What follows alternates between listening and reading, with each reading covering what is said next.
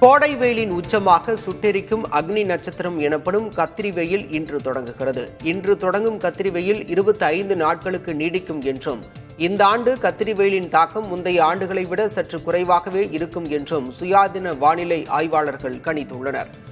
மழை பொழிய வாய்ப்பு இருப்பதால் அடுத்த ஒரு வாரத்திற்கு தமிழ்நாட்டில் வெப்பம் குறையும் என்றும் கணிக்கப்பட்டுள்ளது. வேலூர், தருமபுரி, கோவை, நீலகிரி ஆகிய மாவட்டங்களில் கனமழை பொழிய வாய்ப்பு உள்ளதாகவும் கணிக்கப்பட்டுள்ளது. சாம்சங் தொழிற்சாலையில் சிஐடியு தொழிலாளர்கள் 2 பேர் மீண்டும் சஸ்பெண்ட் செய்யப்பட்டுள்ளனர். காஞ்சிபுரம் மாவட்டம் சுங்குவார் சத்திரத்தில் உள்ள சாம்சங் தொழிற்சாலையில் தொழிற்சங்கம் அங்கீகாரம் உள்ளிட்ட கோரிக்கைகளை வலியுறுத்தி கடந்த ஆண்டு பணி புறக்கணிப்பு போராட்டம் நடைபெற்றது. சுமூக முடிவு எட்டப்பட்டு தொழிலாளர்கள் பணிக்கு திரும்பிய நிலையில் ஒழுங்கு நடவடிக்கை எடுப்பதாக கூறி 23 தொழிலாளர்கள் சஸ்பெண்ட் செய்யப்பட்டனர். கடந்த மாதம் 21ஆம் தேதி மீண்டும் தொழிலாளர்கள் போராடிய நிலையில் தற்போது மேலும் 2 பேர் பணியிடை நீக்கம் செய்யப்பட்டுள்ளனர். மேலும் 8 தொழிலாளர்கள் மீது குற்றச்சாட்டு அறிக்கை வழங்கப்பட்டு விசாரணைக்கு ஆஜராக அறிவுறுத்தப்பட்டுள்ளது. இது பழிவாங்கும் நடவடிக்கை என குற்றம் சாட்டியுள்ள சிஐடியு தொழிற்சங்கம் விரைவில் அடுத்த கட்ட போராட்டம் அறிவிக்கப்படும் என தெரிவித்துள்ளது. பிரதமர் மோடியை ஜம்மு காஷ்மீர் முதல்வர் உமர் அப்துல்லா நேரில் சந்தித்து பேசினார். புதுடெல்லியில் உள்ள பிரதமரின் இல்லத்தில் நடைபெற்ற சந்திப்பின் போது இருவரும் பஹல்காம் தாக்குதல் மற்றும் அதன் பின்னர் எடுக்கப்பட்டு வரும் நடவடிக்கைகள் குறித்து பேசியதாக தகவல் வெளியாகியுள்ளது. சுமார் 30 நிமிடங்கள் வரை இந்த சந்திப்பு நடைபெற்றது. பஹல்காமில் நடைபெற்ற பயங்கரவாத தாக்குதலுக்கு பின்னர் இருவரும் நேரில் சந்தித்து பேசுவது இதுவே முதன்முறை.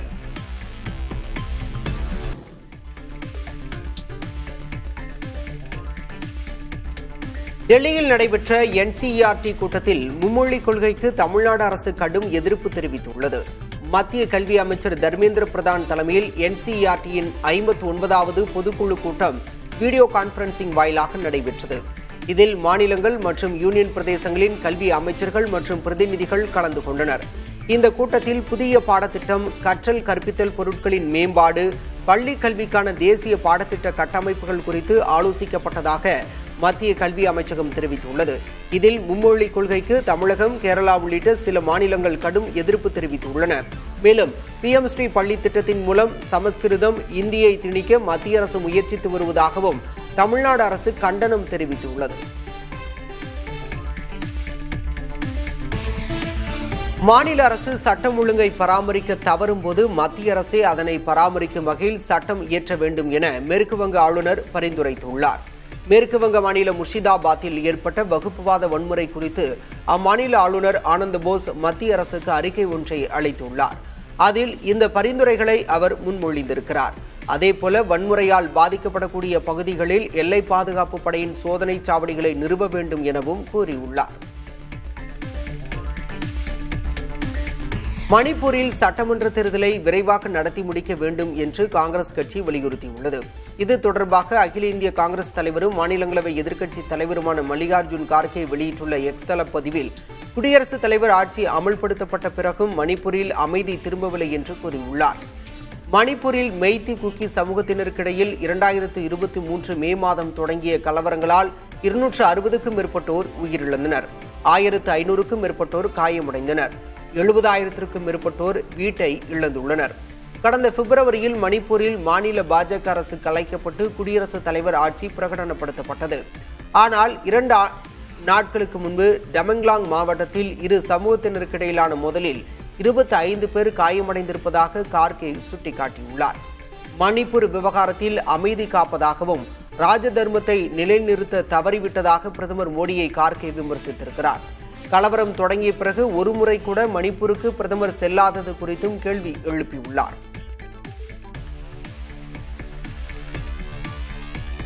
அனல் மின் நிலையங்களில் இருந்து வெளிவரும் உலர் சாம்பலை விற்றதன் மூலம் கடந்த ஆண்டு மட்டும் மின்வாரியத்திற்கு 241 கோடி ரூபாய் வருவாய் கிடைத்திருக்கிறது. சாம்பல் விற்பனையில் அரசியல் தலையீடுகள் இருந்ததால் அரசுக்கு வருவாய் பாதிக்கப்படுவதாக புகார் எழுந்த நிலையில் உயர் அதிகாரிகளின் மேற்பார்வையில் சாம்பல் விற்கப்பட்டு வருகிறது. இதனால் வருவாய் அதிகரித்திருப்பதாக தகவல் வெளியாகியுள்ளது.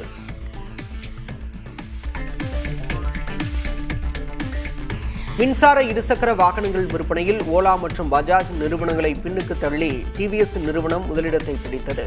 இந்த ஏப்ரலில் மட்டும் 19,709 ஓலா ஸ்கூட்டர்கள் விற்றுள்ள நிலையில் அதனை விட 27 டிவிஎஸ் ஐக்யூப் மின்சார ஸ்கூட்டர்கள் அதிகமாக விற்பனை செய்யப்பட்டுள்ளன. அதாவது கடந்த ஆண்டு ஏப்ரலுடன் ஒப்பிடுகையில் இந்த ஏப்ரலில் டிவிஎஸ் நிறுவனத்தின் ஐக்யூப் மின்சார ஸ்கூட்டர்கள் விற்பனை 154% அதிகரித்துள்ளது. அதேபோல ஒட்டுமொத்த மின்சார இருசக்கர வாகனங்கள் விற்பனையும் இந்த ஆண்டு 40% அதிகரித்துள்ளது தெரியவந்துள்ளது.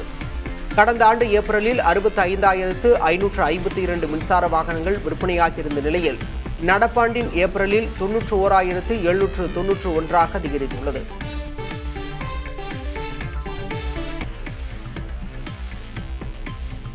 த்ரீ இடியட்ஸ் திரைப்படத்தை ஸ்டீவன் ஸ்பீல்பர்க் பார்த்துள்ளார் என்றும் அந்த படம் அவருக்கு பிடித்திருந்ததாக கூறியதாகவும் கரீனா கபூர் தெரிவித்துள்ளார்.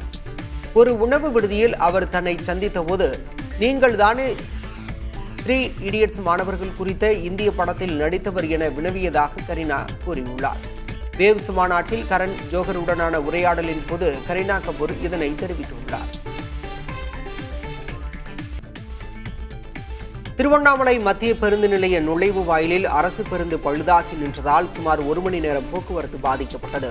சென்னை கிளாம்பாக்கம் பேருந்து நிலையத்திற்கு சுமார் 50 பயணிகளுடன் புறப்பட்ட குளிர்சாதன வசதி கொண்ட அரசு பேருந்து நிலையத்தின் முகப்பு பகுதிக்கு வந்தபோது திடீரென பழுதாகி நின்றது. இதனால் எந்த பேருந்தும் நிலையத்திலிருந்து வெளியே செல்ல முடியாத நிலை ஏற்பட்டதால் பயணிகள் மிகவும் சிரமம் அடைந்தனர். பேருந்து நிலையத்தை சுற்றியுள்ள சாலைகளிலும் கடும் போக்குவரத்து நெரிசல் ஏற்பட்டது. மேலும் போக்குவரத்து கழக ஓட்டுநர் மற்றும் நடத்துனர் இடையே வாக்குவாதமும் ஏற்பட்டது. பின்னர் பேருந்து பணிமனையிலிருந்து மெக்கானிக் வரவழைக்கப்பட்டு பழுது நீக்கப்பட்ட பிறகு குளிர்சாதன அரசு பேருந்து புறப்பட்டுச் சென்றது. இதனைத் தொடர்ந்து காத்து கிடந்த அரசு மற்றும் தனியார் பேருந்துகள் ஒன்றன் பின் ஒன்றாக பேருந்து நிலையத்திலிருந்து புறப்பட்டுச் சென்றன.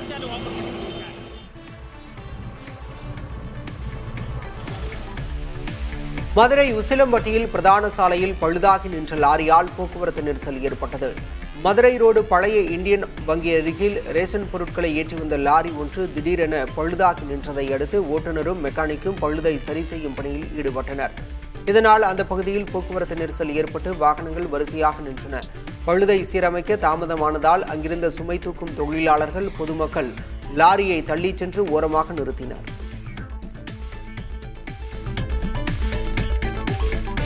கோடை வெயிலின் தாக்கத்தால் சிறுவாணி அணையின் நீர்மட்டம் 22.37 அடியாக குறைந்திருக்கிறது. கோவை மக்களின் முக்கிய குடிநீர் ஆதாரமாக உள்ள இந்த அணையின் கொள்ளளவு 44.61 அடியாகும்.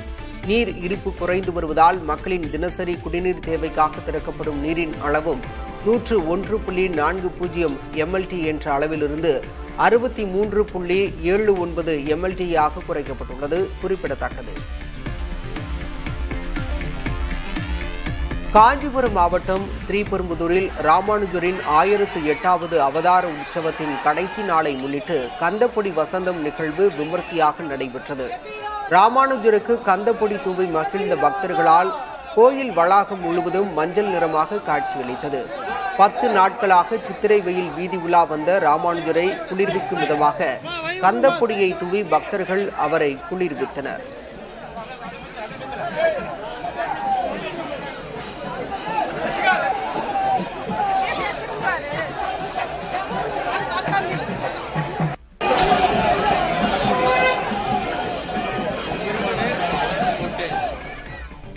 திண்டுக்கல் மாவட்டம் நத்தம் அருகே உலுப்பக்குடியில் முத்தாலம்மன் கோயில் பிறவி எடுப்பு திருவிழா நடைபெற்றது. இதனையொட்டி பிரதிஷ்டை செய்யப்பட்ட வல்லடியார், கரகம், கருப்பசாமி, குதிரை, கன்னிமார் உள்ளிட்ட சிலைகளுக்கு கண் திறக்கப்பட்டு சுவாமிக்கு சிறப்பு வழிபாடுகள் நடைபெற்றன. பின்னர் 500க்கும் மேற்பட்ட சுவாமி சிலைகளை பக்தர்கள் ஊர்வலமாக எடுத்துச் சென்றனர்.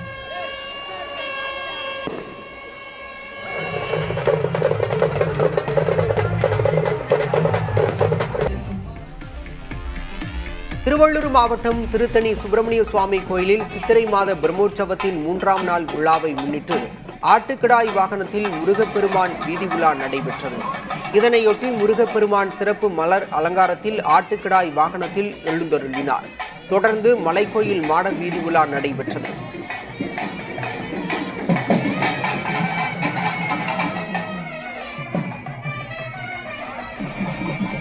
தூத்துக்குடி மாவட்டம் திருச்செந்தூர் சுப்பிரமணிய சுவாமி கோயிலில் சித்திரை வசந்த திருவிழாவை முன்னிட்டு வள்ளி தெய்வானையுடன் சுவாமி ஜெயந்திநாதர் உலா நடைபெற்றது. இந்த ஆண்டுக்கான சித்திரை வசந்த திருவிழாவின் முதல் நாளில் வள்ளி தெய்வானையுடன் ஜெயந்திநாதர் கோயில் முன்பு உள்ள சண்முக விலாச மண்டபத்தில் எழுந்தருளினார். அங்கு சுவாமிக்கும் அம்பாளுக்கும் சிறப்பு அபிஷேகம் நடைபெற்ற பிறகு சப்பரத்தில் 11 முறை மண்டபத்தை அம்பாளுடன் சுவாமி சுற்றி வந்தார். கோயிலில் தற்போது கும்பாபிஷேக திருப்பணிகள் நடைபெற்று வருவதால் வசந்த திருவிழா கோயில் முன்பு உள்ள சண்முக விலாச மண்டபத்தில் நடைபெற்றது.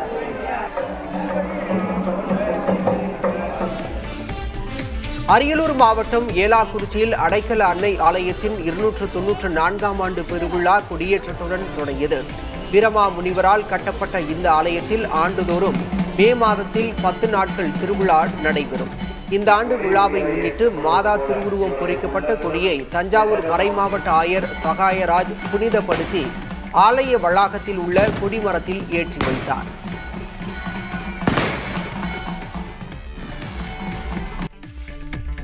வேலூர் ஸ்ரீபுரத்தில் உள்ள லட்சுமி நாராயணி தங்க கோயிலில் பாஜக தேசிய தலைவர் JP நட்டா சாமி தரிசனம் செய்தார். அவருக்கு பாஜக சார்பில் உற்சாக வரவேற்பு அளிக்கப்பட்டது. நட்டாவுடன் தமிழக பாஜக தலைவர் நயினார் நாகேந்திரன், புதிய நீதி கட்சி தலைவர் AC சண்முகம் ஆகியோரும் சாமி தரிசனம் செய்தனர். நட்டா வருகையை முன்னிட்டு வேலூரில் காவல்துறை பாதுகாப்பு பலப்படுத்தப்பட்டது.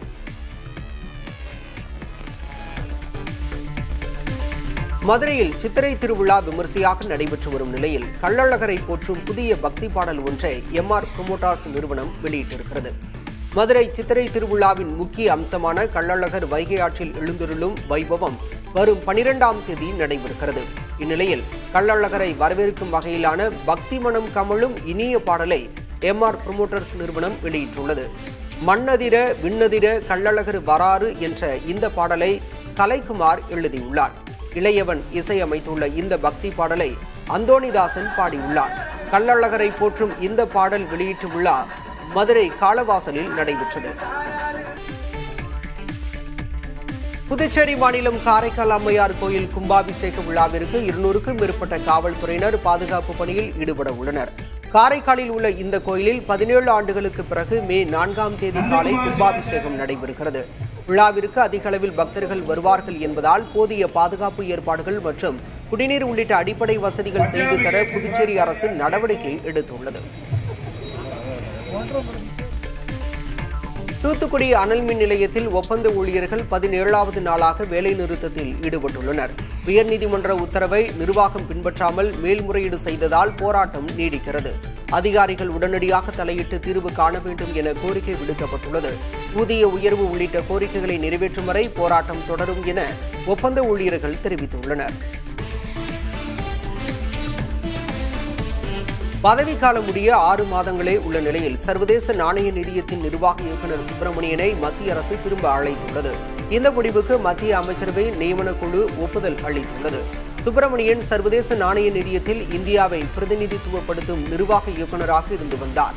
சர்வதேச நாணய நிதியத்தின் சில நெறிமுறைகளை மீறியது உள்ளிட்ட காரணங்களுக்காக அவர் திரும்ப அழைக்கப்பட்டதாக தகவல்கள் தெரிவிக்கின்றன. கிராமப்புறத்தைச் சேர்ந்த இளம் வீராங்கனைகளை ஊக்குவிப்பதற்காக நடத்தப்படும் கேலோ இந்தியா விளையாட்டுப் போட்டிகள் பாட்னாவில் இன்று தொடங்குகின்றன. இந்த போட்டியில் நாடு முழுவதும் இருந்து 6000க்கும் மேற்பட்ட வீரர்களும் வீராங்கனைகளும் பங்கேற்கின்றனர். 27 பிரிவுகளின் கீழ் போட்டிகள் நடைபெற உள்ளன. 284 தங்கம் உள்ளிட்ட பதக்கங்களுக்காக இளம் வீரர் வீராங்கனைகள் போட்டியிட உள்ளனர். இதில் அதிகபட்சமாக நீச்சல் பிரிவில் 38 தங்கப்பதக்கங்களும் தடகள பிரிவில் 24 தங்கப்பதக்கங்களும் வழங்கப்பட உள்ளன. 36 மாநிலங்கள் மற்றும் யூனியன் பிரதேச அணிகளும் இந்த போட்டியில் கலந்து கொள்கின்றன.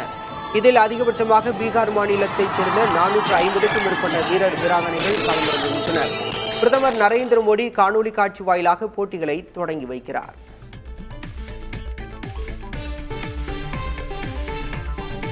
காவல்துறை பாதுகாப்பு வழங்க மறுத்து நீதிமன்றம் பிறப்பித்த உத்தரவால் அதிர்ச்சி அடைந்துள்ளதாக இளவரசர் ஹாரி தெரிவித்துள்ளார். இதுகுறித்து அவர் வெளியிட்ட அறிக்கையில், எனக்கு பாதுகாப்பு வழங்க வேண்டும் என்பதே கோரிக்கை என்றும் நீதிமன்றத்தின் இந்த தீர்ப்பால் தன்னால் தனது குடும்பத்தினரை பாதுகாப்பாக பிரிட்டனுக்கு அழைத்துச் செல்ல முடியாத நிலை உள்ளதாகவும் தெரிவித்துள்ளார். அத்தோடு இதுகுறித்து பிரிட்டன் உள்துறை அமைச்சருக்கு கடிதம் எழுதவுள்ளதாகவும் தெரிவித்திருக்கிறார். அரசு பொறுப்புகளில் இருந்து விலகி அமெரிக்காவுக்கு குடிபெயர்ந்த ஹாரிக்கு பாதுகாப்பு வழங்கப்படாது என அந்நாட்டு அரசு 2020ஆம் ஆண்டு அறிவித்திருந்தது. இதனை எதிர்த்து ஹாரி தொடர்ந்த வழக்கிலும் மேல்முறையீட்டு வழக்கிலும் அரசின் நடவடிக்கை சட்டத்திற்கு உட்பட்டது என லண்டன் உயர்நீதிமன்றம் தீர்ப்பளித்திருந்தது. லண்டனில் வரலாறு காணாத அளவுக்கு வெப்பம் அதிகரித்திருப்பதால் பொதுமக்கள் பூங்காக்கள் மற்றும் நீர்நிலைகளை நோக்கி படையெடுக்க தொடங்கியுள்ளனர். புவி வெப்பமயமாதலால் உலகின் பல்வேறு பகுதிகளில் தட்பவெப்பநிலை அதிகரித்து வருகிறது. அந்த வகையில் பிரிட்டன் வானிலை மையம் வெளியிட்டுள்ள அறிவிப்பில் மே 1ஆம் தேதி லண்டனில் அதிகபட்ச வெப்பநிலையாக 28 டிகிரி செல்சியஸ் பதிவானதாகவும், இதற்கு முன்பு 1990ஆம் ஆண்டு மே மாதம் 27.4 டிகிரி செல்சியஸ் வெப்பம் பதிவானதாகவும் தெரிவிக்கப்பட்டுள்ளது. இதனால் குளுமையான இடங்களை தேடியும் நீர்ச்சத்து நிறைந்த உணவுகளை உட்கொண்டும் லண்டன் நகரவாசிகள் வெயிலின் தாக்கத்தை சமாளித்து வருகின்றனர். சீனாவில் நடைபெற்ற டைமண்ட் லீக் தடகள போட்டியில் 3000 மீட்டர் தடை தாண்டும் ஓட்டத்தில் இந்திய வீரர் அவினாஷ் சாப்ளே 8வது இடம் பிடித்தார். 30 வயதாகும் சாப்ளே பந்தய தூரத்தை 8 நிமிடங்கள் 23.85 நொடிகளில் கடந்தார். இந்த போட்டியில் எத்தியோப்பியாவைச் சேர்ந்த ஆப்ரஹாம் சினி பந்தய இலக்கை 8 நிமிடங்கள் 07.82 நொடிகளில் கடந்து முதலிடம் பிடித்தார். கென்யாவின் எட்வன் சீரம் 2வது இடத்தையும், சைமன் கிப்ராப் கோய்ச் 3வது இடத்தையும் பிடித்தனர். பாரிஸ் ஒலிம்பிக் போட்டியில் 11வது இடம் பிடித்த அவினாஷ் சாப்ளே ஏற்கனவே உலக சாம்பியன்ஷிப் போட்டிக்கு தகுதி பெற்றுவிட்டார். இந்தியாவில் உள்ள ஜென்சி பயனர்களில் 74 விழுக்காட்டினர் வாரத்திற்கு குறைந்தது 6 மணி நேரம் தங்கள் செல்போனில் கேம் விளையாடுவதாக ஆய்வு ஒன்றில் தெரியவந்துள்ளது. சைபர் மீடியா ரிசர்ச் என்ற நிறுவனம் நடத்திய ஆய்வில் 32 விழுக்காட்டிற்கும் அதிகமான இந்திய பயனர்கள் வாரத்திற்கு 4 முதல் 6 மணி நேரம் வரை செல்போனில் கேம் விளையாடுவதாகவும் தெரியவந்துள்ளது. டெல்லி, மும்பை, பெங்களூரு, சென்னை உள்ளிட்ட இந்தியாவின் முதல் 3 நிலை நகரங்களில் இந்த ஆய்வு நடைபெற்றுள்ளது. நீலகிரியில் கோடை விழாவின் முதல் நிகழ்ச்சியான கோத்தகிரி கண்கவர் காய்கறி கண்காட்சி தொடங்கியுள்ளது. கோத்தகிரி நேரு பூங்காவில் கோடை விழாவின் முதல் நிகழ்வாக 13வது காய்கறி கண்காட்சியை மாவட்ட ஆட்சியர் லட்சுமி பவ்யா தண்ணீரு தொடங்கி வைத்தார். 2 டன் காய்கறிகளை கொண்டு வாடிவாசல் காளை, சிலம்பாட்டம், தமிழ்மரவன், பட்டாம்பூச்சி, மரகதபுரா, பச்சைக்கிளி, தஞ்சாவூர் பொம்மை உள்ளிட்ட தமிழர் பண்பாட்டை போற்றும் பலவித வடிவங்கள் அமைக்கப்பட்டிருந்தன. பல்வேறு மாவட்ட தோட்டக்கலை துறையினர் அமைத்திருந்த அரங்குகளில் பாண்டா, இருவாச்சி, திருவள்ளுவர், தேனி, புலி, மாட்டுவண்டி, சிங்கம் போன்ற வடிவங்களும் நீலகிரி மற்றும் சமவெளி காய்கறிகளும் காட்சிக்கு வைக்கப்பட்டிருந்தன. ஏராளமான சுற்றுலா பயணிகள் இந்த கண்கவர் கண்காட்சியை ரசித்து வருகின்றனர். இணைய தகவல் பாதுகாப்பிற்காக இந்தியாவில் தயாரிக்கப்பட்ட சிலிகான் போட்டோனிக்ஸ் சாதனங்களை சென்னை ஐஐடி அறிமுகம் செய்துள்ளது. இணைய சேவை பாஸ்வேர்டுகள் உள்ளிட்ட பாதுகாப்பு தரவுகளை சேகரிப்பதற்காக குவாண்டம் ரேண்டம் நம்பர் ஜெனரேட்டர் என்ற கருவி பயன்படுத்தப்பட்டு வருகிறது. இந்நிலையில் சிலிகான் போட்டோனிக்ஸ் தொழில்நுட்பத்தின் அடிப்படையிலான குவாண்டம் ரேண்டம் நம்பர் ஜெனரேட்டர் கருவிகளை சென்னை ஐஐடி வடிவமைத்திருந்தது. இந்த சூழலில் சென்னையில் நடைபெற்ற நிகழ்ச்சியில் மத்திய தகவல் தொழில்நுட்ப அமைச்சக செயலர் எஸ் கிருஷ்ணன் இந்த கருவிகளை வெளியிட்டார். யாரும் ஹேக் செய்ய முடியாத அளவிற்கான பாதுகாப்பு மிகுந்த பாஸ்வேர்டுகள் இந்த கருவிகள் மூலம் உருவாக்கப்படும் என்று வல்லுநர்கள் தெரிவித்தனர். தனியார் நிறுவனங்களுடன் இணைந்து பெரியார் பல்கலைக்கழகம் அதிக கட்டணத்தில் தொழில்நுட்பம் சார்ந்த பட்டப்படிப்புகளை நடத்துவதாகவும், இதை தமிழக அரசு தடை செய்ய வேண்டும் என்றும் பாமக தலைவர் மருத்துவர் அன்புமணி ராமதாஸ் தெரிவித்துள்ளார். பெரியார் பல்கலைக்கழகத்திற்கு அதிகாரம் இல்லாத பொறியியல் மற்றும் தொழில்நுட்ப பாடங்களை நடத்துவது மாணவர்களின் எதிர்காலத்தை பாழாக்கும் செயல் என்றும் அவர் கண்டனம் தெரிவித்துள்ளார். இம்மர்சிவ் தொழில்நுட்ப படிப்பை நடத்த பெரியார் பல்கலைக்கழகத்திற்கு அதிகாரம் இல்லை என்று 2 ஆண்டுகளுக்கு முன்பு தமிழக அரசு அறிவித்திருந்த நிலையில் அதே படிப்பை நடத்த இப்போது அரசு அனுமதிப்பது எப்படி என்று அன்புமணி ராமதாஸ் கேள்வி எழுப்பியுள்ளார்.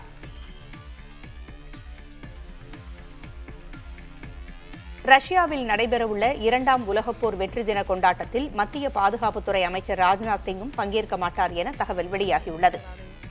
அவருக்கு பதிலாக மத்திய பாதுகாப்புத்துறை இணையமைச்சர் சஞ்சய் சேத் பங்கேற்பார் என்று கூறப்படுகிறது. வரும் 9ஆம் தேதி ரஷ்யாவில் நடைபெறவுள்ள இந்த வெற்றி தின கொண்டாட்டத்தில் இந்தியா சார்பில் பிரதமர் மோடி பங்கேற்பதாக முடிவு செய்யப்பட்டிருந்தது. ஆனால் பஹல்கம் தாக்குதலுக்கு பிறகு அவரது ரஷ்ய பயணம் ரத்தானது.